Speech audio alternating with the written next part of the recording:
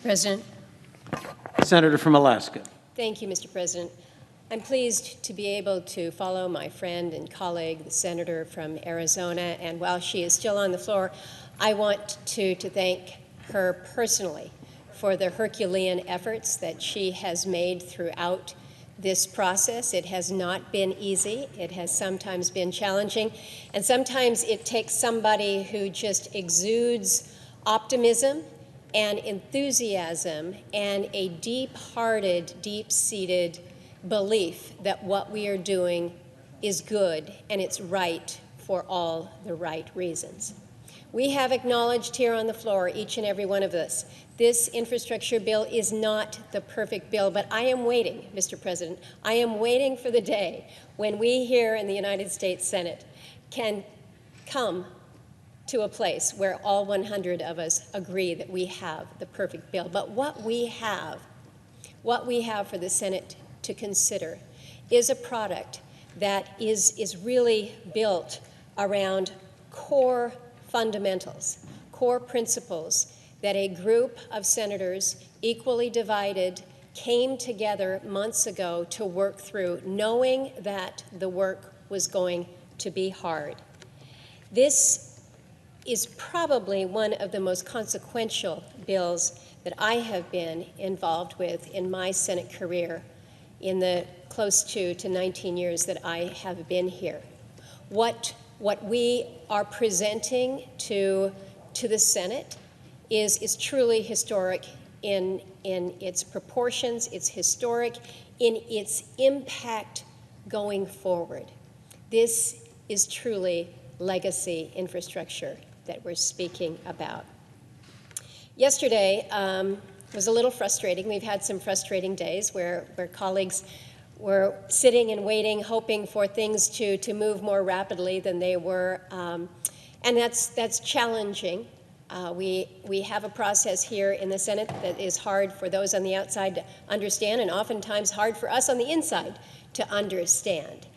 But it is a process that, after a period of time, yields the results. And so as I was visiting with fellow senators, I overheard somebody say, "I'm not really sure how we got here.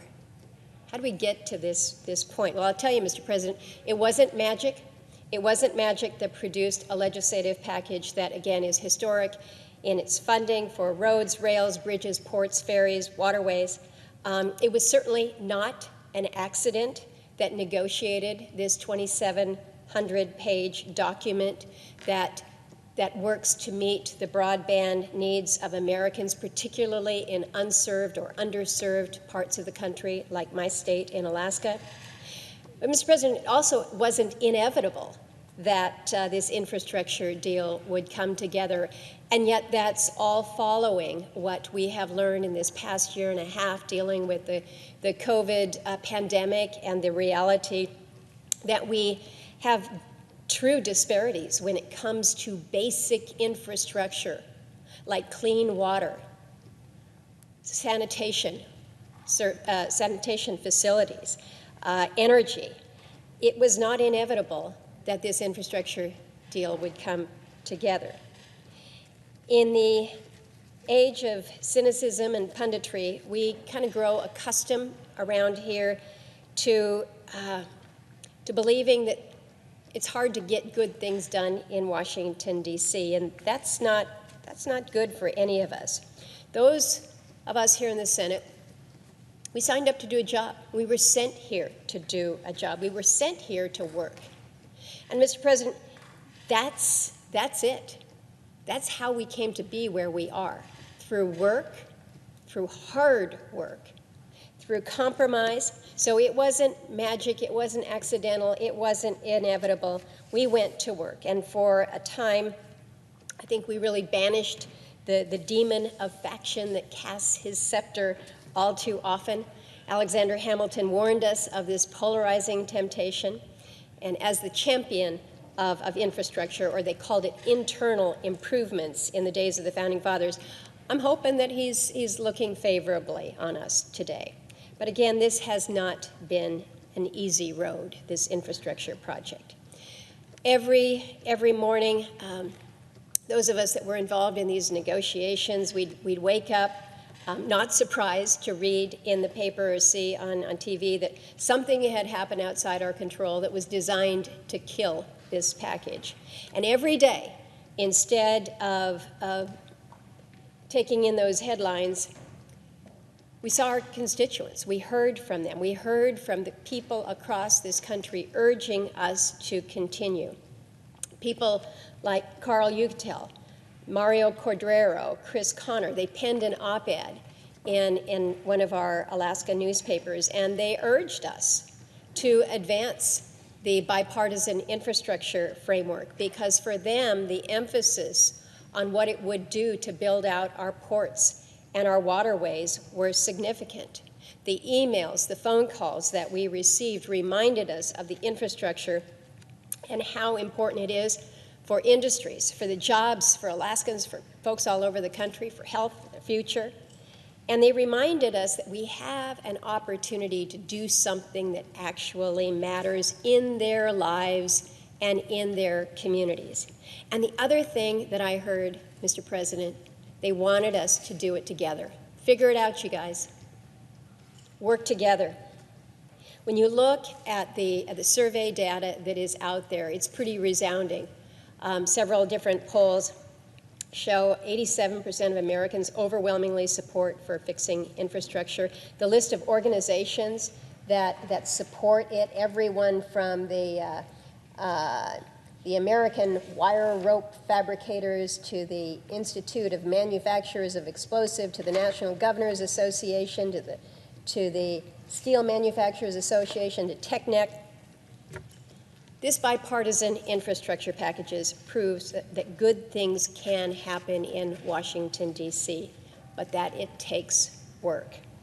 And it takes a majority of those of us in this chamber deciding that it's better to get some of what our constituents want rather than none of it. It's better to make progress and actually deliver results to your constituents rather than just delivering a message. We do a lot of messaging around here. And as my friend, the senator from West Virginia, reminds us, a message doesn't fix a pothole. Now, I have been disappointed that we haven't been able to get some of the amendments that we have heard about today. We've heard Senator Shelby from Alabama talking about defense infrastructure. We've heard the senator from Texas, Senator Cornyn, talk about flexibility to the states. We've heard the senator from Pennsylvania, Senator Toomey, working with Senator Wyden and Senator Lummis on the cryptocurrency issue. And so, again, is this perfect? No. But is it a process that has delivered us to a place where we are delivering results to the people who have sent us here? Mr. President, I was on the floor late last week outlining many of the benefits that Alaskans will see from this measure, but I want to take a few more minutes this afternoon to highlight just a couple more in perhaps some detail. Because, as I've mentioned, and everyone knows, part of the role or the view that I offered in our bipartisan working group was to make sure that the needs of rural Americans were met. And this bill addresses some of the greatest infrastructure needs that again, we see in rural America, but also in urban, and everyone in between, to connect them in ways that we haven't before. Southeast Alaska, this is the region of the state that I grew up in. It's an islanded archipelago. It is not possible to travel by road from one city in the southeastern part of the state to another, for the most part. Our capital is not accessible by road. Our reality is that we either travel by airplane or we are traveling on the water. So a strong ferry system, the Alaska Marine Highway System, is absolutely essential to local economic development, to quality of life, to community well-being. There are 35 different ports along the Alaska Marine Highway System. This spans an area of 35,000 miles. I'm only looking at my colleague from Delaware because we've been working on the ferry initiative, and he's proud of the ferry system that he has there. But I got a lot of water that I've got to cover, and it makes it challenging. It makes it challenging, but it's no different than Delaware in terms of the significance that these small ferries can offer to people as they're moving their families around, as they're moving the basketball team, as they're going to Costco in Juneau and then delivering them to Hoonah, to those military who are PCSing, going outside the state. They've got to move their families and all their goods and the dogs and the trucks, and they got to get out of town, and they get out by way of the ferry. It's easy to compare Alaska's ferry to an urban bus or subway system or other form of mass transit that receives operations support. But until now, because Alaska's communities are rural and not urban, our ferry system hasn't been eligible for any meaningful federal support for its operations. There's been some federal funding available through allocation formula or grant program to the ferry system for both construction and maintenance, but now ferry operators will be able to use funding for construction, maintenance, repairs, and operations costs. In so many parts of Alaska, the marine highway system is the only highway. It is the only highway, so it is truly an essential mode of transportation. When you come from a state where over 80% of your communities are not connected by road, again, you figure it out. It's air, it's on the ocean, it's in the rivers. But more often than not, our transportation is not roads. So to make sure that we are addressing this essential sector of transportation, we included languages that establishes a program for essential ferry service to support our rural communities. So through this program, the Department of Transportation will be able to provide funds to the states to provide for essential ferry service. We're also looking forward as we think about how our ferries move, how our school buses move, how our vehicles move, and we know that this administration has moved out very aggressively when it comes to EVs. There's language in this bill that helps to facilitate that, but again, when you're thinking about what is on the roads, electrification of our vehicles or our school buses or our city buses, let's not forget what I just referred to, and that's these effectively buses that are on the water. So what are we doing to electrify or to look to alternative fuels for our ferries? This is not a new concept. In the Scandinavian countries, where again hydropower is in great abundance, as it is in Southeast Alaska, an electric ferry system makes sense. So we're kind of pushing out on this to build out this notion, this concept that we can reduce emissions with our ferries by using alternative fuels or onboard energy storage systems and other related charging infrastructure, again, to reduce our emissions or to produce zero onboard emissions under normal operations. So the folks in Skagway and Haines are looking at this with great interest because they view that as a real opportunity. Diesel doesn't come cheap up there, and that's what moves those ferries around. But these communities, Skagway, is powered by hydro. So let's pull this all together.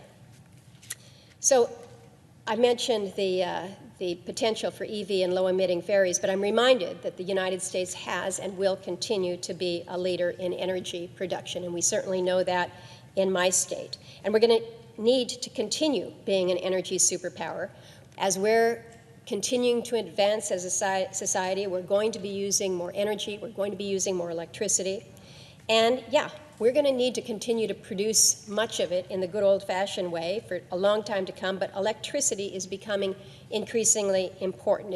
It's vital to so many facets of modern life, and this bipartisan infrastructure package takes that electrified future into account. So looking at the different ways that it enhances the broader energy system by investing in next-generation clean energy production. There's 3 examples I'll just cite that are pertinent to Alaska. There's funding for advanced nuclear reactors, including micro-reactors. You might not think about Alaska and nuclear or micro, but it holds great promise for deployment in certain rural and remote areas. We also provide for funding for hydropower and marine energy research. We've got a great hydrokinetic energy research center at the University of Alaska Fairbanks. We provide for renewable energy projects, including geothermal. We've pioneered in this. In fact, we've got the Secretary of Energy who's going to be visiting the state shortly and who will have an opportunity to look specifically at the low-temperature geothermal as well as promising opportunities that we have in the Aleutians. More energy production from more types of energy means greater resilience, greater affordability, greater access with reduced emissions. So let's consider the ways the bill directly impacts the electric grid and the power sector. 3 areas, again, that are pertinent to Alaska and to rural areas. We have included a measure that I had introduced, the PROTECT Act, which authorizes funding to improve our cyber defenses in smaller communities. I think we recognize we have a big focus on the bigger communities, but your utilities in your smaller communities still have to provide for that cyber protection. Bill also sets aside grants for small utilities, like we have in Alaska, to prevent outages, to enhance resilience, hardening of the grid. This is going to help in preventing wildfires that can be caused by power lines or other disruptive events. We're talking about weatherization, fire prevention systems, installing equipment underground, maintaining utility poles and power lines. We also provide support for rural and remote areas in many communities in the state for the modernization of generation, for transmission and distribution. So this is going to help with cost effectiveness, it's going to help with energy efficiency, with microgrids, siting, upgrading, as we shift to cleaner sources of energy. So again, I think it's important to recognize that we are working to not only address the transmission, but distribution, generation, and what we're really looking to do is look towards the future, a future in which we'll need more energy production, more electricity, more batteries, a more secure grid. And as we are doing this, as we are building this all out, I want to make sure that we do ensure that all Americans are included in this energy and infrastructure transition. And I speak specifically now to our Alaska Indian, American Indian, our Native peoples around the country. This bill, this Infrastructure Investment and Jobs Act, is really a historic achievement for all of us who are concerned with American Indian, Alaska Native tribes and villages. I'm the vice chair of the Senate Indian Affairs Committee, and I have worked hard to make sure that Indian country's voices have been heard. Let's look at the Indian Health Service. It has a vital sanitation construction program. We're talking about water and wastewater, things that most of us just take for granted. We provide $3.5 billion in funding for American Indian, Alaska Native tribes and villages to complete all of the identified sanitation projects. These are projects that have been on the books for way, way too long. I'm reminded by my friend Val Davidson at Alaska Native Tribal Health Consortium. She testified before our Indian Affairs Committee about both the funding needed in Native communities and sanitation's really significant impacts on health. And she shared a story, her own personal story, but also a statistic that 1 in 3 infants in communities from her region without adequate sanitation are hospitalized in their first year, simply because they lack basic water sanitation services. And it's not just a visit to a hospital as an infant that is scary, but so many then develop long-term health problems, which are absolutely unacceptable. Any infrastructure bill has to live up to our federal government's trust obligations to our tribes. This is vital to allowing tribes access to water for their health and for their livelihoods. So within the bill, we provide $2.5 billion to fund Indian water settlements. Now, Outside the legal world, most people know Indian water settlements by the term water rights. But the outstanding settlements include the Amat, the Crow, the Navajo Gallup, White Mount Apache, Blackfeet Nation, Navajo, Utah, Confederated Salish and Kootenai tribes, and the Arizona Water Settlement Act. So this funding is going to complete the balance of each and every one of these settlements. We also provide $250 million for the Bureau of Indian Affairs to help build and repair irrigation, power, and sanitation systems, because you've got to be able to move clean water from one place to another and keep it clean and be able to use it productively. We provide grants for Native village firefighting training, resilient transportation infrastructure, a Native youth public land corps to restore and protect ecosystems, adaptation projects for climate change impacts, and funding for a new program to provide Indian tribes grants to clean up orphan wells. There's more included in this. There's $110 million set aside for tribal bridge investments. There's the Tribal Transportation Program, eligibility for grants under advanced energy and battery manufacturing and recycling programs. We're really looking to ensure that we are prioritizing infrastructure needs in tribal areas. I haven't mentioned broadband, but absolutely significant. We know that broadband deployment on tribal lands has lagged far behind the rest of the nation, and so to address this, the bill includes an additional $2 billion for tribal broadband connectivity grants. We know, we've heard it on this floor by all of us, Republicans and Democrats, urban and rural, we know that broadband is vital to education, healthcare, economic development, self-governance. It applies absolutely across the board as we think about the needs in Indian country. And I think we know that the federal financing provisions, the dollars going forward, are significant, but we also know that it's not just about the funding, it's about making these programs work better. So we do things like requiring expedited environmental review for tribal transportation safety projects. We streamline categorical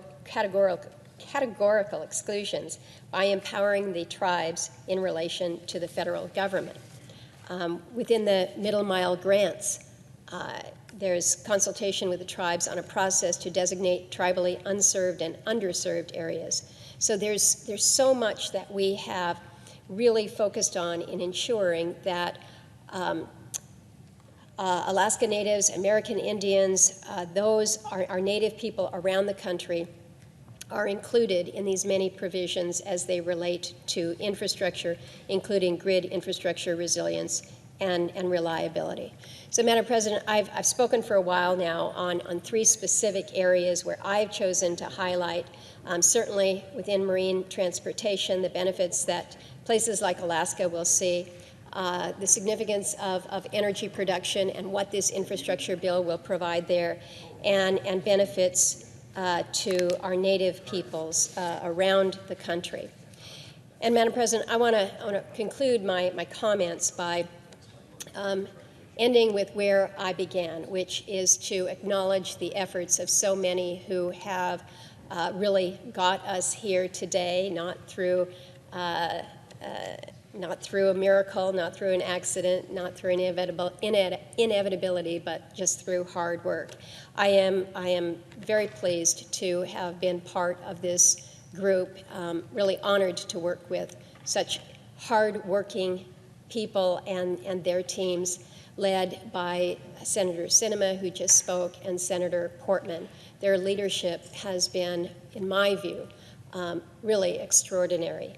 The work that they have put behind managing us all to this point deserves the recognition. And I also want to acknowledge the good work of the chairman and the ranking member on the Energy and Public Works Committee, Senator Carper and Senator Capito, who really laid the base for so much of this bill. So to the G10 and the broader G22, all those who have contributed so much, I convey my thanks. I also want to acknowledge colleagues on the other side of the Capitol here, those that are known as the problem solvers over there. They really have jumped in, rolled up their sleeves, and helped helped us in solving problems when it comes to this infrastructure package.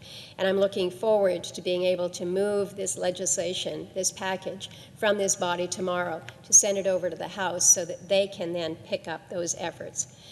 But I'm pleased that we have come to this place after a long process, after a tough process, but one where we were really able to focus on common goals that we identified at the outset and we really held true to, that we were going to be dealing with core infrastructure. Core infrastructure. We agreed that we were not going to impose new taxes. We agreed that we needed to ensure that the spending pay-fors were true and legitimate. We agreed that long-term spending on infrastructure needed to improve our nation's efficiency, our productivity, our GDP and our revenue, and not increase inflation. And Madam President, we have achieved that. We set out these parameters and we achieved it, but we did it with a lot of give and a lot of take. And so, while the end product is not something that any one of us individually would have written, I am very proud to be able to support what we have worked to bring to this body, again, with the help and hard work and collaboration of so many members. I am disappointed, Madam President, that immediately after we advance this bill tomorrow, the infrastructure package, that we will turn to a wholly partisan exercise, one that, in my view, taxes and spends without limit, a wish list that really knows no limit. But for now, let's move to this infrastructure bill. Let's get it to the House. Let's do what people in Alaska, what people in Illinois, what people around the country have asked us to do, and that is to address our nation's competitiveness, our nation's efficiency, and our nation's advantages by securing and ensuring that we are able to move, to connect, and to provide for our country's needs. And with that, Madam President, I yield the floor.